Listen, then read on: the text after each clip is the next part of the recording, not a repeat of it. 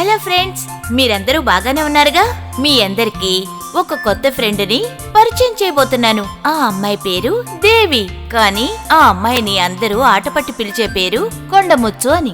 అందుకు కారణం ఏమిటో తెలుసా?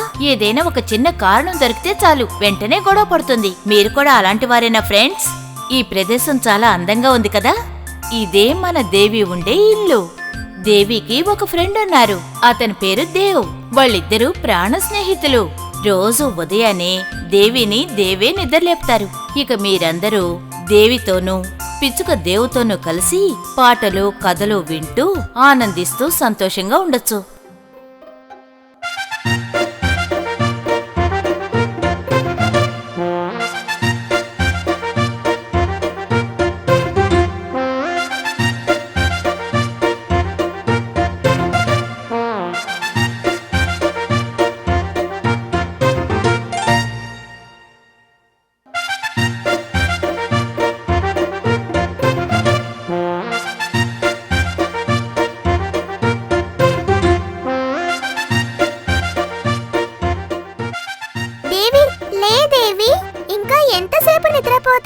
నిద్ర చాలు, తెల్లవారిపోయింది.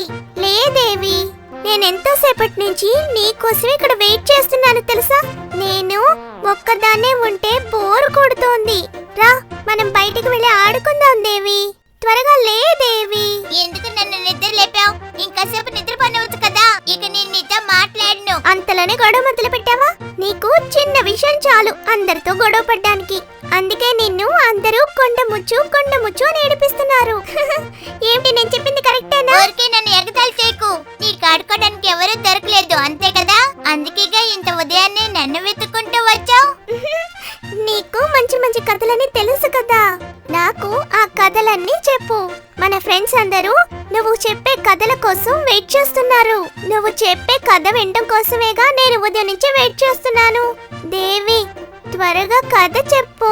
ఫ్రెండ్స్ అందరూ నీ కథ వినడం కోసం ఆసక్తిగా ఎదురు చూస్తున్నారు. నిన్న మా స్కూల్లో టీచర్ నాకు ఎన్నో కొత్త కథలు చెప్పారు. అవన్నీ నీకు నా కొత్త ఫ్రెండ్స్ కి చెప్తాను. రా, మనం బయటికి వెళ్ళి ఆ కథలన్నీ చెప్పుకుందాం.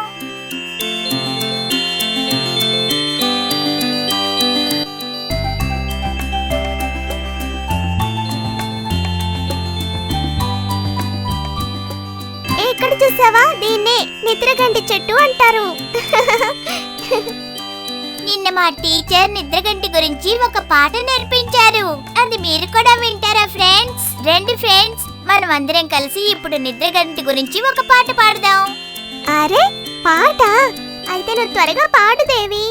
ఎలా ఉంది నిద్రగంటి గురించి నేను పాడిన పాట? మీ అందరికీ నచ్చింది కదా. ఈ పాటని మీరందరూ స్కూల్కి వెళ్ళాక మీ స్కూల్లో ఉన్న మీ ఫ్రెండ్స్ అందరికి కూడా నేర్పించండి. అవును, ఇంతకీ నా పాట నీకు నచ్చిందా?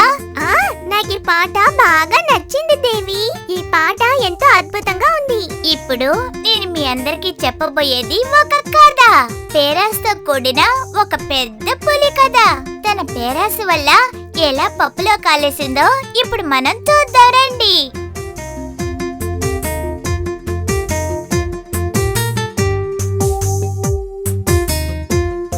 ఎన్నో సంవత్సరాల క్రితం ఒక అడవిలో ఒక పులి ఉండేది. ఒకరోజు ఆకలితో అది అడవిలో నడుచుకుంటూ వచ్చింది. పులి వస్తున్న విషయం తెలియక పాపం ఒక కుందేలు బాగా అలసిపోయి ఒక రాతి పక్కన నిద్రపోతూ ఉంది. నిద్రపోతున్న ఆ కుందేల్ని చూడగానే ఆ పులి ఎంతో సంతోషించింది.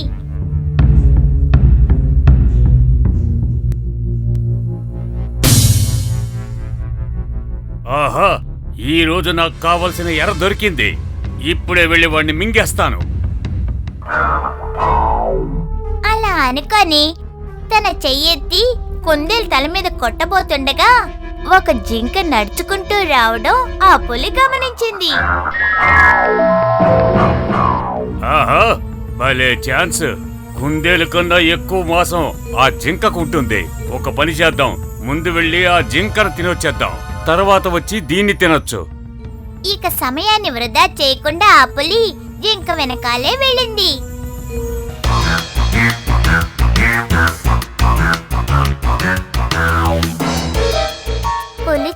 శబ్దం వినగానే కుందేలుకి మెలకువ వచ్చింది. కుందేలు వెంటనే తన ప్రాణాల్ని కాపాడుకోవడానికి అక్కడి నుంచి పారిపోయింది. ఆ జింకని ఎంతోసేపు పట్టుకోవాలని ప్రయత్నించినా ఆ పులి వల్ల కాలేదు.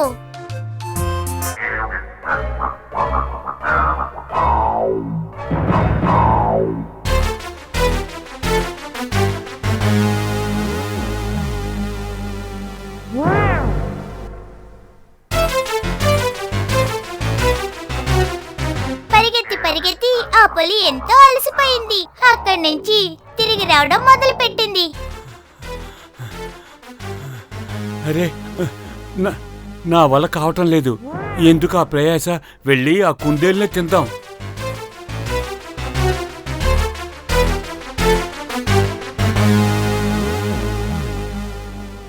అలా అనుకొని కుందేలున్న ప్రాంతానికి వచ్చిన పులి ఎంతగానో కృంగిపోయింది. ఎందుకంటే కుందేలు అక్కడ లేదు. అయ్యయ్యో, నేనెంత పెద్ద మూర్ఖుణ్ణి!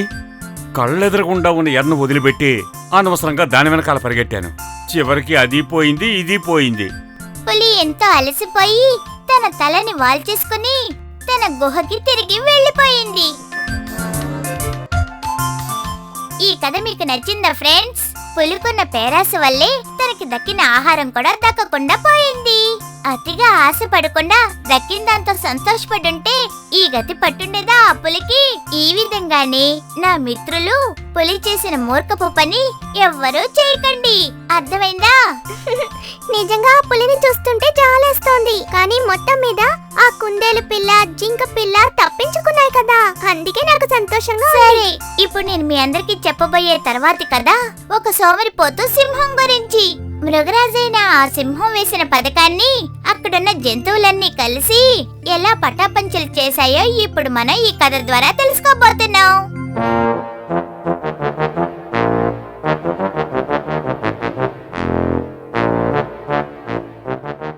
ఈ అడవికున్న ఏకైక రాజు రుద్రుడు అనే ఈ వృద్ధ సింహం.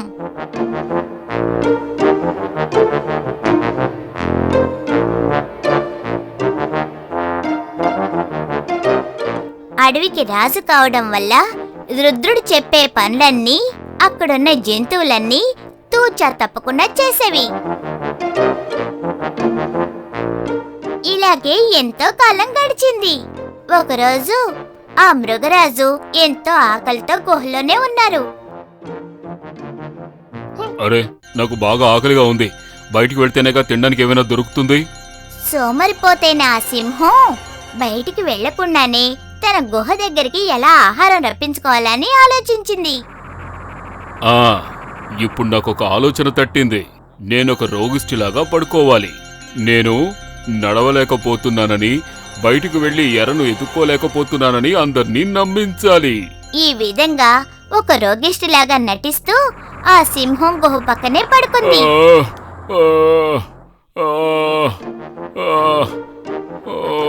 మృగరాజుకి ఏదో రోగం వచ్చిందని అడవిలో ఉన్న జంతువులన్నీ చెప్పుకోసాగాయి.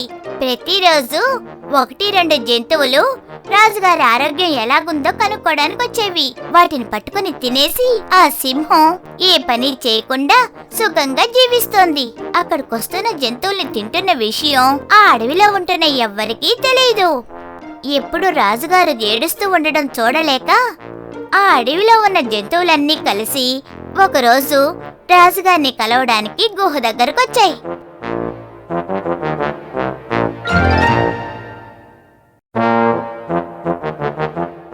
నా రోగం గురించి తెలుసుకోవడానికి ఎవరూ ఎందుకు నా గుహలోకే రావడం లేదు? నా మీద ఎవరికీ శ్రద్ధ లేకుండా పోయిందా?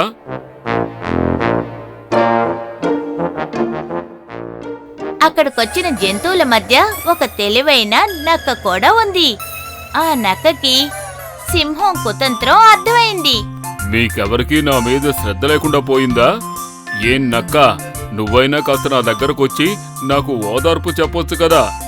ఇలా సింహం అడగగానే నక్క సింహంతో ఏముందో తెలుసా? నేను తప్పకుండా మీ పక్కకొచ్చేవాణ్ణి మహారాజా. కానీ ఎందుకు కాని అంటూ సాగదీస్తున్నావు? అందుకు కారణం ఏమిటంటే మీ ఆరోగ్యం గురించి కనుక్కోవడానికి వచ్చిన జంతువుల కాలు ముద్రలు లోపలికి వెళ్ళడం మాత్రమే కనిపిస్తున్నాయి. కానీ బయటికొచ్చిన కాలి ముద్రలే లేవు కదా. అందువల్ల దయచేసి నన్ను క్షమించండి. మేమందరం ఇక్కడి నుంచినే మిమ్మల్ని ఓదార్చి వెళతాం. ఈ మాట విన్న సింహం ఎంతో సిగ్గుతో తల వంచుకొని అవమానంతో కుంగిపోయింది. తన పథకం అందరికీ తెలిసిపోయిందని తనకి అర్థమైంది.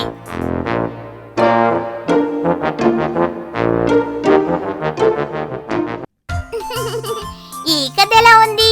సింహం వేసిన పథకం నక్క దగ్గర ఏమాత్రం పనిచేయలేదు. సోమరిపోతుగా సుఖంగా జీవించాలన్నదే సింహం వేసిన పథకం. చివరికి అందరూ కలిసి సింహం వేసిన పథకాన్ని పటాపంచలు చేసేశారు. నీ దగ్గర కూడా ఇలాంటి పథకం ఏమైనా ఉందా? ఇలా అన్నావంటే నేను నీతో మాట్లాడను. త్వరగా ఇంకో కథ చెప్పు. ఇప్పుడు మనం ఒక పాట వింటే ఎలా ఉంటుంది? హాయ్ పాట. ఒక పెద్ద తోడేలు నోట్లో ముళ్ళు గుచ్చుకున్న కథ. ఈ కథ మీరెప్పుడైనా విన్నారా? చివరికి ఒక పథకం వేసి ఒక కొంగ సహాయంతో ఆ ముళ్ళు ఎలా తీయించుకుందో ఇప్పుడు నేను చెప్పబోయే కథ అదే. ఏంటి, వినడానికి సిద్ధంగా ఉన్నారా? ఈ పాట మీ అందరికీ నచ్చిందా మిత్రులారా? ఆ తోడేలు ఒక పథకం వేసి ఆ కొంగ సహాయంతో ఆ ముళ్ళుని ఎలా తీయించుకుందో మీరు చూశారు కదా. ఆ తోడేలు నిజంగా తెలివైనదే. ఒప్పుకుంటావా దేవి? మిత్రులారా, ఇప్పుడు మనం జిత్తులు మారే నక్క గురించి ఒక మంచి కథ విందామా? ఒక అమాయకురాలైన గొర్రెపిల్ల దగ్గర జిత్తులు మారి అయిన నక్క ఎలా నాటకం ఆడిందో, అందువల్ల అక్కడ ఏం జరిగిందో మనం ఇప్పుడు ఈ కథలో చూడబోతున్నాం. ఎన్నో సంవత్సరాల క్రితం ఒక అడవిలో ఒక నక్క ఉండేది. అందర్నీ మోసం చేసి ప్రమాదాల్లో ఇరికించి ఆ నక్క జీవిస్తూ ఉండేది. అలా ఉండగా ఒక రోజు అది ఎంతో ఆకలితో అడవిలో నడుచుకుంటూ వస్తుంది. బాగా ఆకలిగా ఉంది, కానీ అడవిలో ఎక్కడ చూసినా ఎవరు కనపడడం లేదే. ఎవరైనా కనిపించుంటే ఏదైనా ఒక పథకం వేసి వాళ్ళని ప్రమాదంలో ఇరికించి తృప్తిగా తినుండేవాణ్ణి. బాగా ఆకలిగా ఉంది, ఏనుగును తిన్నా కూడా సరిపోయేలా లేదు. ఏం చేయాలో అర్థం కావడం లేదే. అలా అనుకుంటూ అలా మెల్లగా నడుచుకుంటూ ఒక చెరువు దగ్గరకు వచ్చేసరికి అక్కడ నీరు తాగుతున్న ఒక అమాయకపు గొర్రె పిల్లని చూసింది.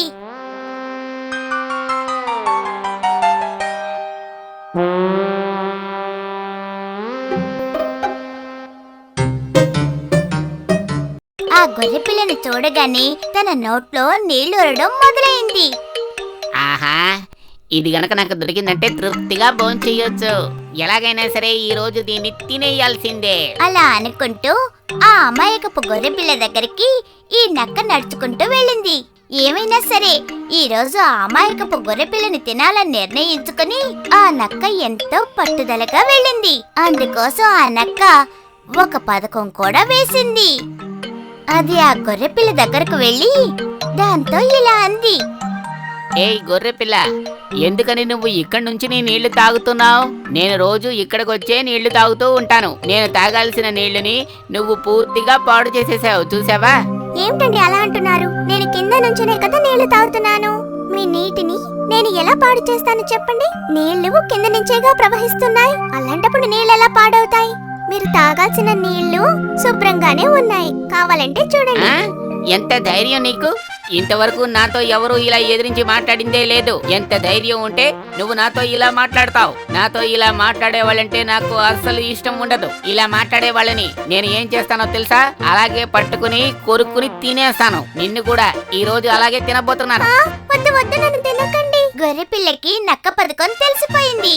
కానీ అలాగా గొర్రెపిల్ల మీదకి నక్క దూకడం మొదలెట్టింది. ఆ గొర్రెపిల్ల పీకనుల్ని చంపడమే ఆ నక్క వేసిన పథకం. కానీ పథకం తారుమారైంది. గొర్రెపిల్ల నిల్చున్న పక్కనే ఒక పెద్ద రాయింది. ఆ జిత్తులు మారి నక్క దాన్ని చూడకుండా నక్క తల దానికి తగిలి అది చచ్చిపోయింది. ఈ సమయంలో నక్క దగ్గర నుంచి తప్పించుకున్న సంతోషంతో గొర్రెపిల్ల ఏ మాత్రం ఆలస్యం చేయకుండా అక్కడి నుంచి తప్పించుకుంది. ఆ చిన్న గొర్రెపిల్ల తెలివితేటలు ఎలా ఉన్నాయి మిత్రులారా? గొర్రెపిల్లకి మన నక్క తెలివితేటలు ముందే తెలిసిపోయాయి. అందువల్లే గొర్రెపిల్లని నక్క పట్టుకోలేకపోయింది. పాపం మన నక్క కదా మిత్రులారా? ఆ నక్కకి అలాగే జరగాలి. మన గొర్రెపిల్ల నిజంగా తెలివైనదే. ఏమంటారు మిత్రులారా? ఈ కథ కూడా చాలా బాగుంది దేవి. ఇక ఇప్పుడు మనం ఒక పాట పాడదాం. మంచి స్నేహితులైన రెండు పిల్లల కథే ఇది. ఒక అరిసె దొరికినందువల్ల అవి రెండు దానికోసం గొడవ పడ్డాయి. చివరికి ఎంతో గడుసుదైన ఒక కోతి వాటి దగ్గర నుంచి దాన్ని తన్నుకుపోయింది. ఆ కథనే ఇప్పుడు మనం చూడబోతున్నాం. నిజంగానే ఆ రెండు పిల్లలు చాలా పాపం కదా. గొడవ పడకుండా ఆ అరిసిని ఇద్దరు పంచుకొని తినంటే అవి ఇలా పస్తులతో ఉండాల్సిన అవసరమే ఉండేది కాదు. అనవసరంగా గొడవ పడటం వల్లే కదా మధ్యలో వచ్చిన ఆ కోతి తన్నుకుపోయింది. మిత్రులారా, ఈ రోజుకి ఇక ఇది చాలు. ఇప్పటికే ఆలస్యం అయిపోయింది కదా. రేపు ఉదయం నేను స్కూల్కి వెళ్ళాలి. రేపు మా టీచర్ ఎన్నో కథలు పాఠాలు నేర్పిస్తానని చెప్పారు. వాటన్నిటినీ నేను ఎంతో శ్రద్ధగా విని మళ్ళీ వచ్చి మీకు చెప్తాను. నువ్వు కూడా మర్చిపోకుండా రేపు ఉదయాన్నే వచ్చేయ్, ఓకేనా? ఉదయాన్నే నన్ను లేపు, ఎందుకంటే నేను రేపు ఉదయాన్నే స్కూల్కి వెళ్ళాలి. సరే దేవి, రేపు ఉదయం నేను తప్పకుండా వస్తాను. సరే, ఇక నేను బయలుదేరతాను. బాయ్. మిత్రులారా, ఇక నేను బయలుదేరతాను. మనం మళ్ళీ కలుద్దాం ఏంటి, ఓకేనా? బాయ్.